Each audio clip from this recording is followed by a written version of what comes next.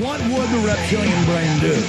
It knows that if it wipes out and kills all its competition, commits genocide, which we see ancient cultures doing to their neighbors over and over again, if you kill everybody, if you come in to the promised land, or you're the Aztecs, you come into a Mayan area and you kill everybody, or you're the Nazis, you're going to go around the world and take over, have an administrative system, have carbon taxes. The Nazis proposed similar taxes. And then have one-child policies, forced inoculations, soft kill. Then you kill everybody except your people, then you win.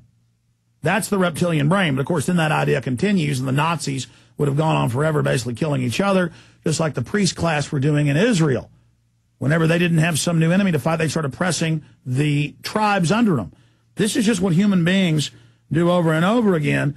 And here is Rolling Stone. And you open this up. I should have put a bookmark in here. And it's Ray Kurzweil.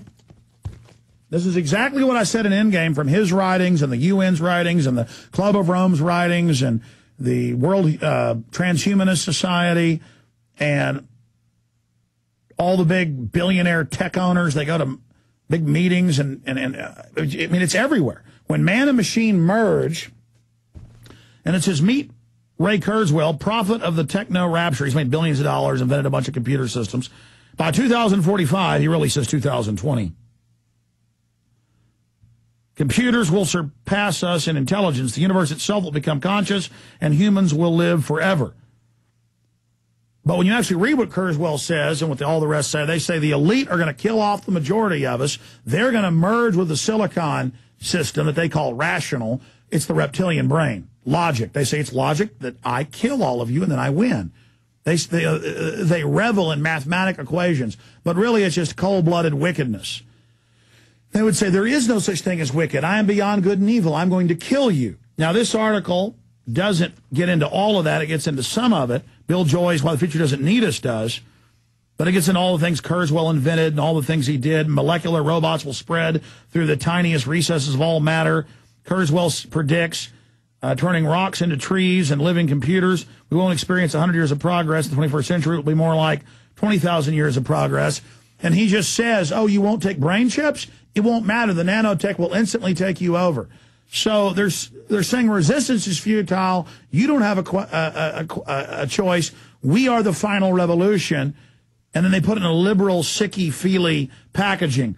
What say you to this? Because when I read the real globalist documents, they say they're going to kill the majority of us because we don't deserve the life extension technology, and that if they can just be made to live to be 140 or so, people that are like 70 now, that then they'll have eternal lives as nanotech beings that will send their consciousness out as spores on the solar wind. I'm not saying this. They're saying it, and they call us nuts, David Icke. This is what the world elite believe. This is their religion. What is this? Well, it's just a tantamount to the insanity that lies behind all that's happening. See, cleverness and wisdom are not the same thing, and in fact, cleverness without wisdom is the most destructive force on earth.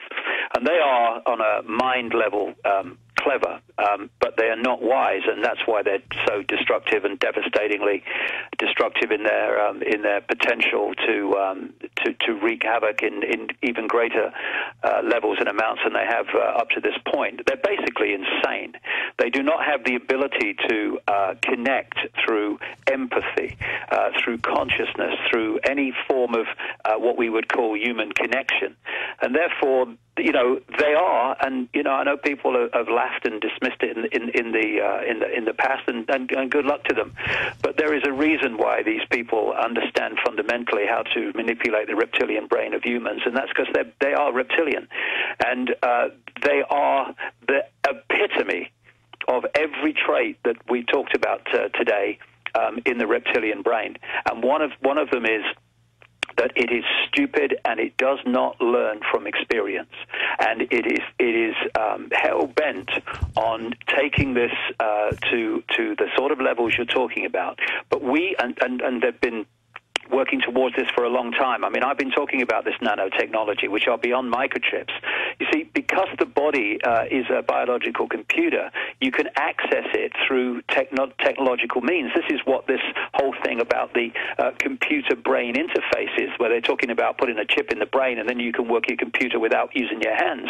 That's all because they're actually connecting two computers, one more fantastic than the other, yes, but two computers. And so this nanotechnology takes on a completely new light when you realize that, because its ability to influence the body computer is fantastic, and that's the real level that they're operating on, the nano level.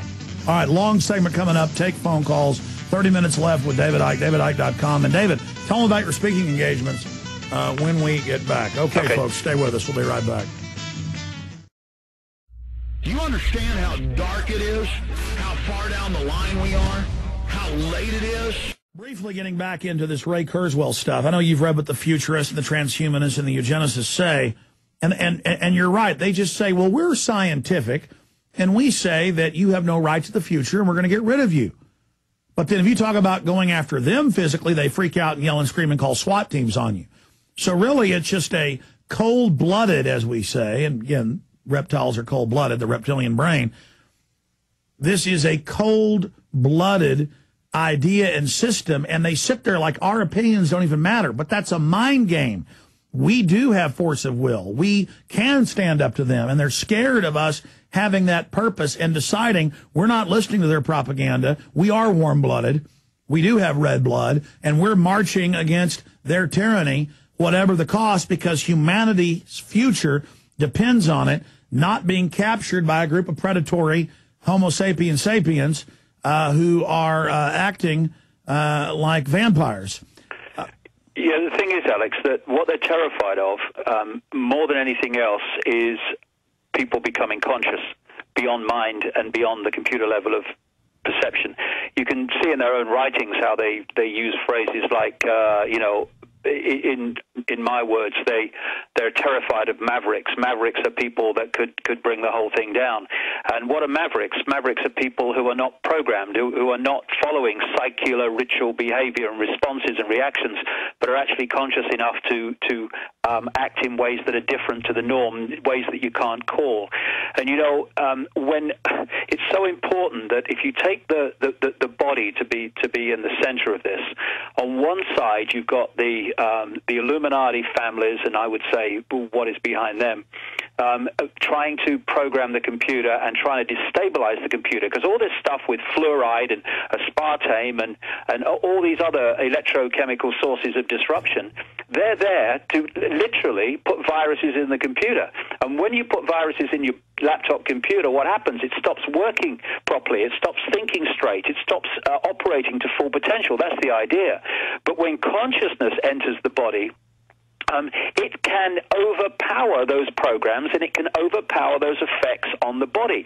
I remember a story that illustrates what I'm talking about, when there was one of these Eastern mystic guys who was being used as part of an LSD experiment, when they were experimenting in the 60s with LSD, and some professor was over trying to see the effect on people. And he gave this guy a dose of LSD, which should have blown his mind. Nothing happened. The guy smiled at him. He then doubled the dose eventually, and the guy still smiled at him, and there was no effects of the LSD on this guy whatsoever. Why? Because the guy was conscious, and through consciousness it overpowered the effect of the drug. And that's just an illustration of how, when we're conscious, we can overpower all these attacks on the body, and we can see through from a consciousness point of view, blatant means of manipulation. And that's what these guys are terrified of. And I mean terrified, because when humanity becomes conscious, their game is over. It's like we talked about last time in the movie with the grasshoppers, where he said about the ants, if they work out that there's loads of them and a few of us, there goes our way of life.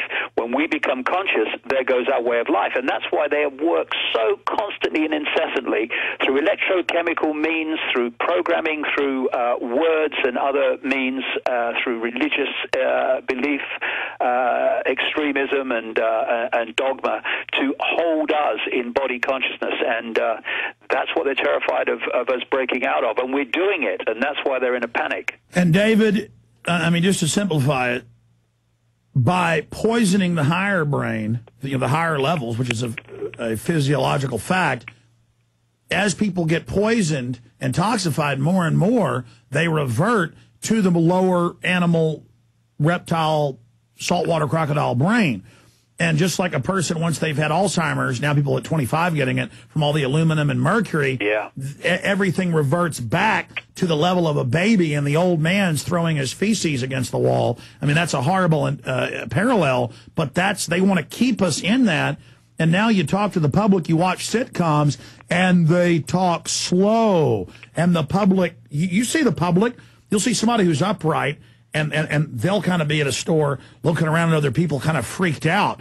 I was having this experience last night in 2 stores I went to. You could see people that were conscious. They'd be like, oh, you're conscious. And they were kind of all freaked out. And then the rest of the people are like, ooh. And it seems like it's accelerating right now, David.